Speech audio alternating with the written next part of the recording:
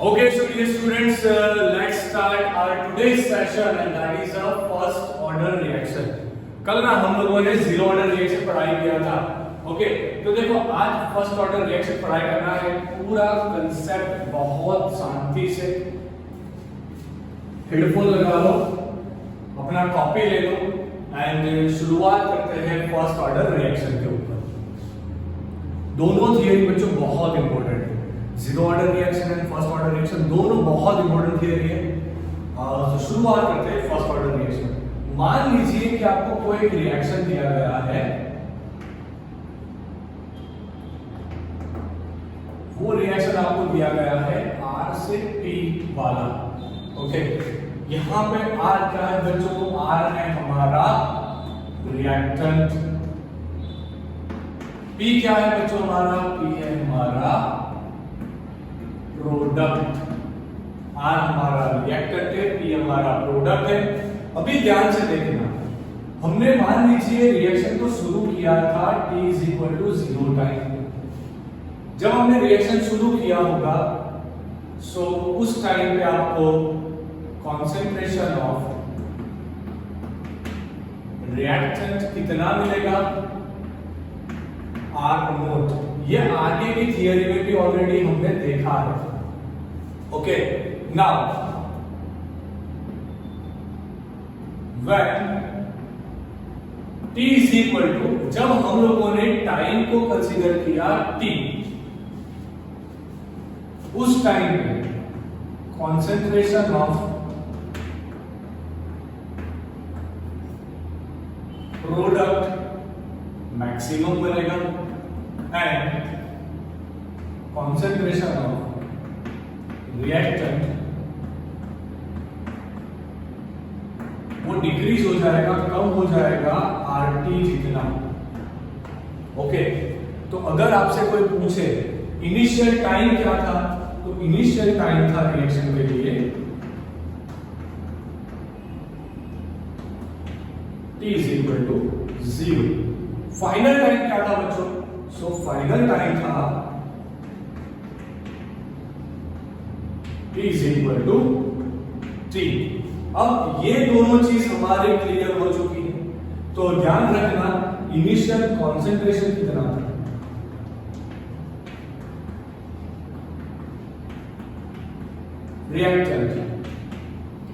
Reactant का initial concentration था R note and बच्चों इसका फाइनल कॉन्सेंट्रेशन था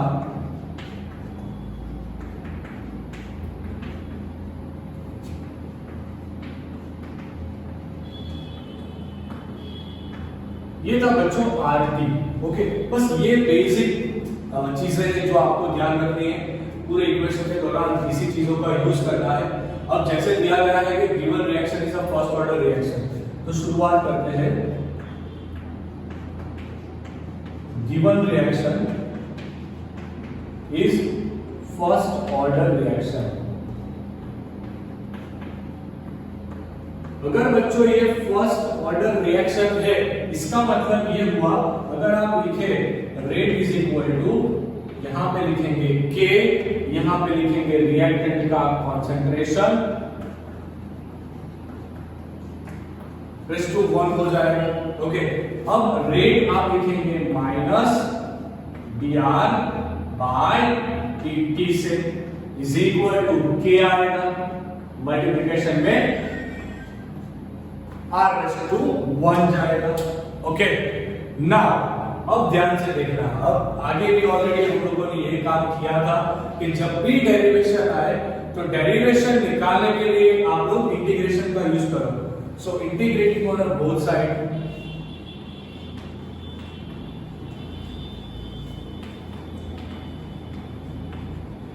इंटीग्रेटिंग ऑन बोथ साइड्स.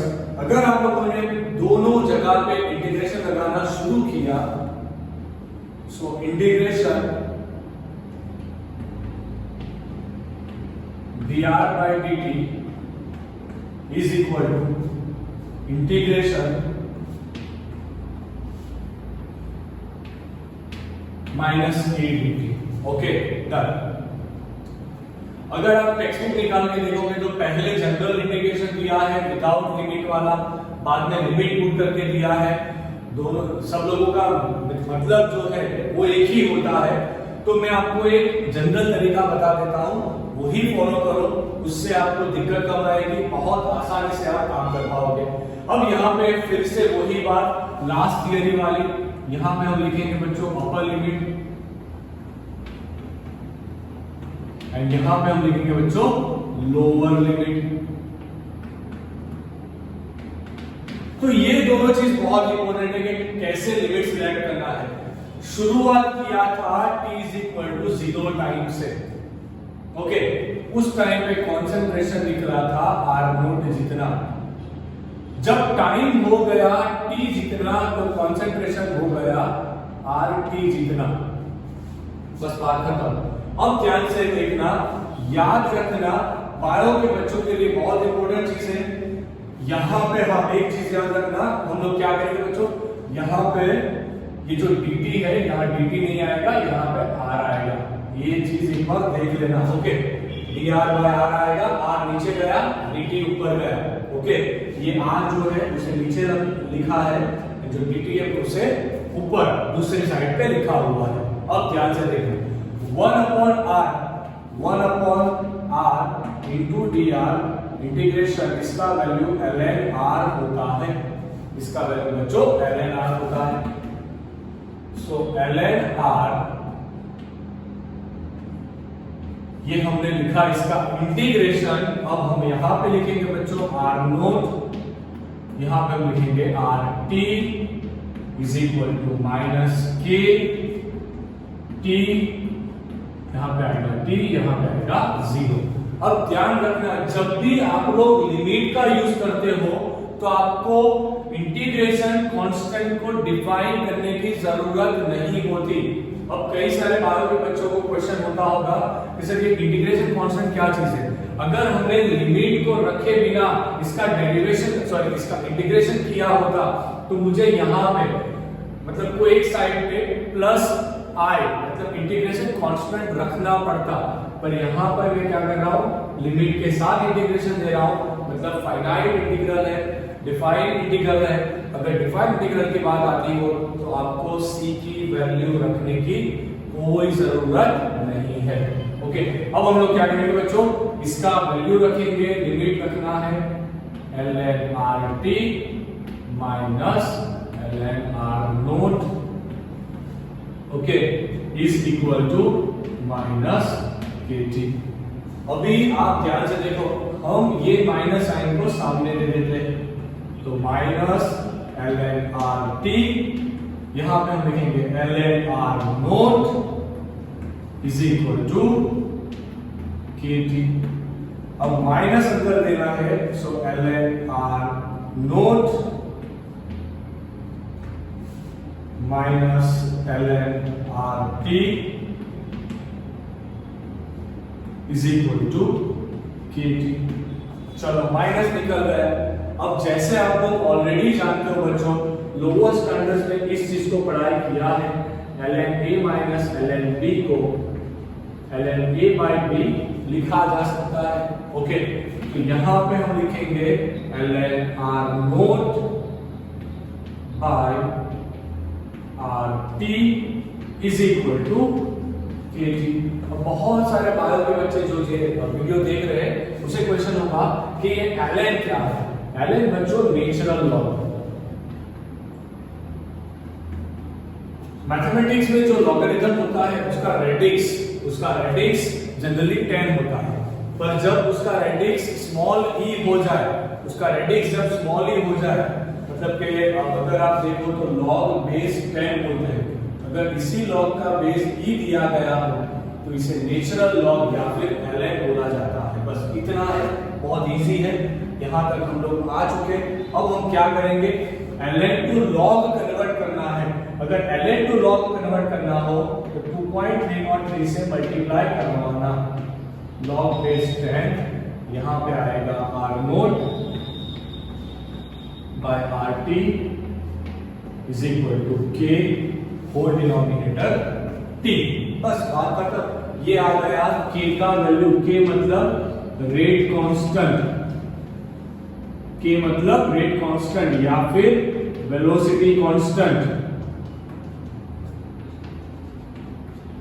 तो इस तरह से बच्चों आप लोग के का वैल्यू निकाल सकते हो। ध्यान से देख लेना, बहुत इंपॉर्टेंट रिएक्शन है। अब यहाँ पे जो टाइम दिया गया हो, अगर आप अपने दिमाग से थोड़ा सोचो तो इसे आप डेल्टा टी भी कंसीडर कर सकते हो, क्योंकि हमारा यहाँ पे इनिशियल टाइम 0 था। अगर यहाँ पे t1 होता, t2 होता तो यहाँ पे डेल्टा टी ही आता ना। चलो बहुत ही बढ़िया। तो यहाँ तक हम लोगों ने के को डिराइव कर दिया। अब सबसे जरूरी बात बच्चों वो है हाफ लाइफ टाइम कैलकुलेट करना। चलो हाफ लाइफ टाइम मतलब के t1/2 कैलकुलेट कर देते हैं। अभी ही देखा कि जब t0 था तब इसका कॉन्सेंट्रेशन R0 था। ओके, जब t = t हुआ तब इसका कॉन्सेंट्रेशन RT था। किसका? Concentration of reactant. ये किसकी बात हो रही है? कॉन्सेंट्रेशन ऑफ रिएक्टेंट की। तो आप खुद से दिमाग लगाओ ना, जब t का वैल्यू t1/2 होगा तब कॉन्सेंट्रेशन R0/2 होगा। बस बात खत्म। अब करना कुछ नहीं है, इसी रिएक्शन का हम लोग यूज करेंगे, यहाँ पे आप डेल्टा टी लिखना चाहो तो लिख सकते हो, नहीं लिखना चाहो तो भी चलेगा, कोई प्रॉब्लम नहीं। ये लिखा 2.303, टी की जगह पे लिखूंगा t1/2। ओके, वेरी गुड बच्चों। यहां पे आएगा मल्टीप्लाइड विथ log बेस 10। यहां पे हम लिखेंगे बच्चों R0, उसमें कोई चेंज नहीं होगा क्योंकि ये इनिशियल कॉन्सेंट्रेशन है, वो तो वैसे का वैसा, बट जो फाइनल आएगा वो हो जाएगा हमारा R0/2। फाइनल जो आएगा ना वो हो जाएगा R0/2, वो रख दिया is equal to K। So 2.303 denominator t1/2 multiplied with log base 10। R0 गया 2 ऊपर गया तो यहाँ पे आएगा log 10 2 is equal to K। मतलब 2.303 अगर आप आपके बुक में दिए गए टेबल्स log 2 का वैल्यू निकालोगे तो आपको वो वैल्यू 0.3010 मिलेगा। अब log निकालने की एक कैलकुलेटर वाली शॉर्ट ट्रिक आपको दे रहा हूं, उसे ध्यान रखना। शॉर्ट ट्रिक है अंडर रूट करो 13 टाइम्स, अंडर रूट कीजिए 13 टाइम्स, उसमें से 1 माइनस करो, मल्टीप्लाई विद 3558 करो। ये आपको वैल्यू देता है डायरेक्टली लॉग की। ओके, अगर आप करना चाहो, जो गुजरात बोर्ड के स्टूडेंट्स हैं बच्चों, वो कैलकुलेटर कैरी कर सकते हैं एग्जाम में। तो अगर आपको लॉग टेबल से लॉग निकालना नहीं आ रहा तो आप इससे लॉग निकाल सकते हैं। Okay, so divide by t1/2 is equal to K। इसका मल्टीप्लिकेशन 2.303.3010, इसका मल्टीप्लिकेशन आप निकालो, वो nearly 0.693 divide by K is equal to t1/2 निकल के आएगा। एक बार ये वैल्यू टैली कर लेना। ओके, एक बार ये वैल्यू बच्चों टैली कर लेना। ओके, अपने पूरा ध्यान निकाल के अच्छे से ये पूरा थियरी एक और बार देख लो। यहां पे आप देखोगे तो आपका जो हाफ लाइफ टाइम है वो कांस्टेंट आएगा। आपका जो बच्चों हाफ लाइफ टाइम है कांस्टेंट आएगा, वो रिएक्टेंट के कॉन्सेंट्रेशंस पे डिपेंड नहीं कर रहा, वो नहीं क्या R0 पे डिपेंड कर रहा, नहीं RT पे डिपेंड कर रहा। तो ये बहुत इंपॉर्टेंट, बहुत ज्यादा इंपॉर्टेंट चीज है जिसे आप ध्यान रखना। अगर मैं यही रिएक्शन से एक और बात आपको सिखाऊं जो बहुत ज्यादा इंपॉर्टेंट है, अगर मुझे लॉग निकालना हो ना तो मैं एंटी लॉग लगाऊंगा। मतलब कि अगर मैंने इसे एंटी लॉग दिया अगर मैंने इसी रिएक्शन को एंटीलॉग दिया तो वैल्यू क्या बनेगा, R naught by R T is equal to e raise to K T, e raise to K T.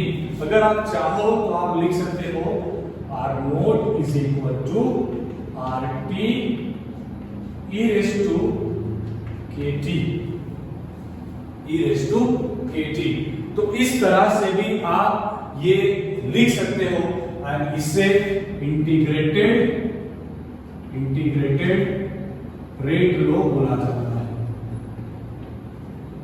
Integrated rate लो बोला जाता है। कई बार कई सारी बुक में R naught is equal to R T e raise to K T को भी integrated rate लो दिया गया है। तो ये था हमारा फर्स्ट ऑर्डर रिएक्शन। ओके, फटाफट से इसका स्क्रीनशॉट निकाल लो जल्दी से, बहुत स्पीड से। Okay, one more thing that I want to share all of you, आप एक चीज ध्यान रखना, अगर आप इसका ग्राफ प्लॉट करने जाओ ना, तो जब ln वाला ग्राफ प्लॉट करोगे, देखो बहुत छोटी छोटी चीजें शेयर करवा देता हूं, डिस्कस करवा देता हूं, उसे ध्यान रख लेना। अगर आप लोग बच्चों यहाँ पे ग्राफ प्लॉट करने जाओ, अगर आपने ln के टर्म्स में ग्राफ प्लॉट करना शुरू किया तो ध्यान रखना ln r वर्सेस t का जो ग्राफ आएगा वो डिक्रीजिंग पैटर्न में आएगा, कि नेगेटिव जाएगा, के जो है वो नेगेटिव जाएगा। बस ये छोटी चीजें ध्यान रखना। ln r के टर्म्स में जब ग्राफ प्लॉट किया जाए तो वो आपको नेगेटिव मिलेगा, मतलब डिक्रीजिंग स्लोप वाला मिलेगा। ये जो पॉइंट है ये होगा अपना ln r नोट। ओके, ये सबसे इंपॉर्टेंट चीज थी।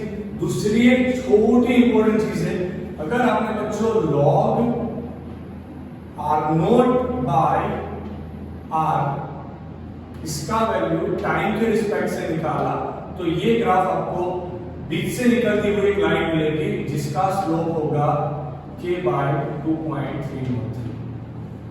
ये दोनों छोटी छोटी चीजें हैं जिससे आप लोगों को फोकस करना है। अब एक लास्ट लाइन बस इसके साथ में हमारा आज का कंसेप्ट यहाँ पे कंप्लीट कर दूंगा। देखो ln r वाला जो ग्राफ, अगर आपने log r लिया होता तो भी ग्राफ यूं ही बनता, पर अगर आपने जो रेशियो वाला ग्राफ लिया तो वो बीच में से जाता हुआ एक लाइन मिलेगा। इस पे कोई मैथमेटिक्स लगाने की कोई जरूरत नहीं। अगर आप अपना मैथमेटिक्स लगाना चाहो तो बना सकोगे, पर बायो के बच्चे जो देख रहे हैं तो आप ध्यान रखो, बहुत इजी तरीके से रेशियो वाला ग्राफ बनाया तो जीरो से पास होती हुई लाइन बनाना। एंड अगर आपने ln या फिर log को डायरेक्टली लेके ग्राफ बनाया तो उसे डिक्रीजिंग स्लोप वाला ग्राफ बनाना। बस बात खत्म। अब एक इंपॉर्टेंट चीज, जितनी भी रेडियो एक्टिव रिएक्शंस होती है, जगह ही नहीं बची, जितनी भी बच्चों रेडियो एक्टिव रिएक्शंस होती है ना, वो सारी की सारी रिएक्शंस फर्स्ट ऑर्डर रिएक्शंस होती है। इसके बेस पर से क्वेश्चंस दिए गए हैं। जब हम लोग न्यूमेरिक पोर्शन अभी शुरू करेंगे इसके बाद, तो वहां पे आपको ये चीज बहुत ज्यादा हेल्पफुल होगी। जितनी भी रेडियो एक्टिव रिएक्शन होगी, alpha decay, beta decay, gamma decay वाली, वो सारी रिएक्शन जनरली तरीके से फर्स्ट ऑर्डर रिएक्शन होती है। ओके, सो आज के साथ बस इतना ही। आई एम श्योर आप लोगों को पूरी चीज समझ में आ गई होगी। एक बार फिर से फटाफट से इसका फास्ट फॉरवर्ड रिवीजन कर लेना। Don't forget to like, share and comment this video.